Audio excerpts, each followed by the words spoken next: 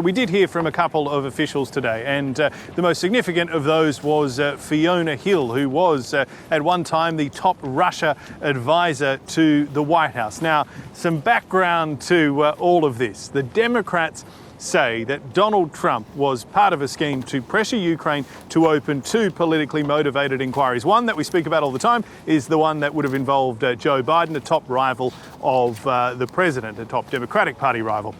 The second involves this debunked conspiracy theory that Ukraine somehow was involved in hacking the Democratic National Committee and trying to interfere in the 2016 election. Now, every single major security agency in the United States says Russia was to blame, but some Republicans have pushed this narrative that somehow maybe it was actually Ukraine instead. Now, Ms. Hill gave some pretty forthright testimony where she actually accused some Republican members of the impeachment committee, saying that they were partly to blame for this as well. So it was, in that regard, quite a stunning opening statement. Here is what Ms. Hill had to say.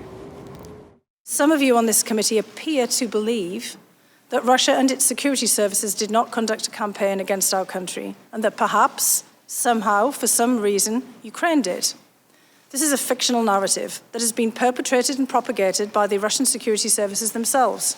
Right now, Russia's security services and their proxies have geared up to repeat their interference in the 2020 election. We are running out of time to stop them.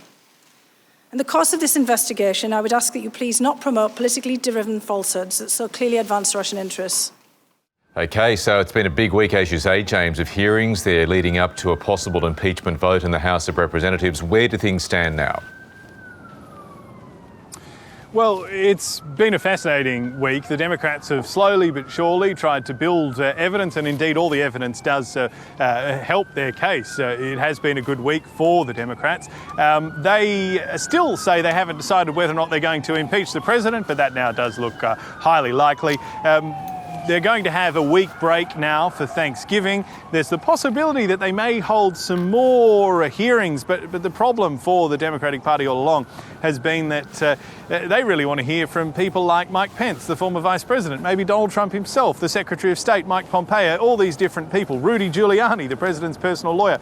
But they have all said that they're not going to be cooperating with the inquiry, and indeed the White House has instructed them not to. So that is where things stand. The rough timeline would suggest that the Democrats will move towards drawing up some articles of impeachment and potentially having a vote on them before Christmas, which would then lead the way for a Senate trial perhaps as early as mid-January, and that'll certainly be a blockbuster if it comes to that. It does look as though we are heading in that direction.